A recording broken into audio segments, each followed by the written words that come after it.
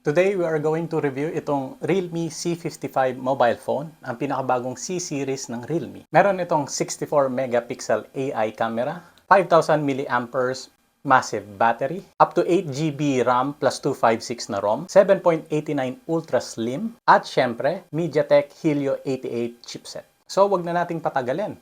Let's unbox it. Open na natin yung box at ito ang mga laman, yung manual. May kasama ng transparent na casing. At syempre, yung phone, napaka-slick ng design at 7.89 ultra slim. And syempre, yung charger at cable. Let's check naman yung display. 6.72 inches, 90Hz Full HD Plus display. 1080p by 2400p screen resolution. Ito ang may largest display sa C-series ng Realme. 91% screen-to-body ratio. In terms naman sa performance, as you can see, hindi naman naglalag yung Mobile Legends. Smooth naman yung movement and graphics. Definitely, mag-enjoy kayo dito. Let's test din naman sa Call of Duty. As you can see, also smooth din yung graphics, walang lagging. Quality is good. At syempre, dahil malaki yung screen, it's good for gaming. Now, let's check yung camera. Papakita ko sa inyo yung photos and videos using both camera. Ito yung photos ng back camera. This is using front camera. Ito naman ang video recording. Video recording, front camera.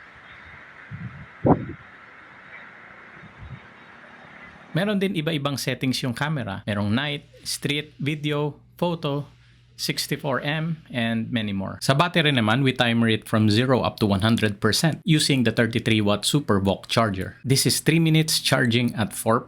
This is 41 minutes charging at 64%. 1 hour and 7 minutes charging at 97%. And finally, at 1 hour and 14 minutes at 100%. Let's take a look at the user interface. As you can see, Android user interface has come a long way and it continues to evolve. Overall, the UI offers a robust and versatile experience. Here are some key aspects of the UI. Customizability, intuitive navigation, notifications and quick settings, multitasking, Google integration like Google Assistant, Google Photos, Google Drive, etc. App ecosystem, and accessibility. Now, for the price of this phone, 8,999 pesos for the 6GB RAM plus 128GB ROM, 10,999 pesos for the 8GB RAM plus 256GB ROM. It is available in 3 colors: sun shower, rainy night, and rainforest. We have come now to the conclusion of this review. Is it pass or buy for this phone? But first, let me share what I personally like on this phone. Good battery life. I've been using this phone for almost 3 weeks now. So like in my day-to-day use, Zoom meetings, Viber, calls, SMS, WhatsApp. So it can really last more than a day yung battery. That's really important for me. Second is yung screen display, yung screen resolution niya. Hindi masakit sa mata and the quality is really good. That's mainly what I like. So especially if you go for 30 minutes, 1 hour meeting, so mga 2-3 meetings in a day. And third is yung price na 8,999.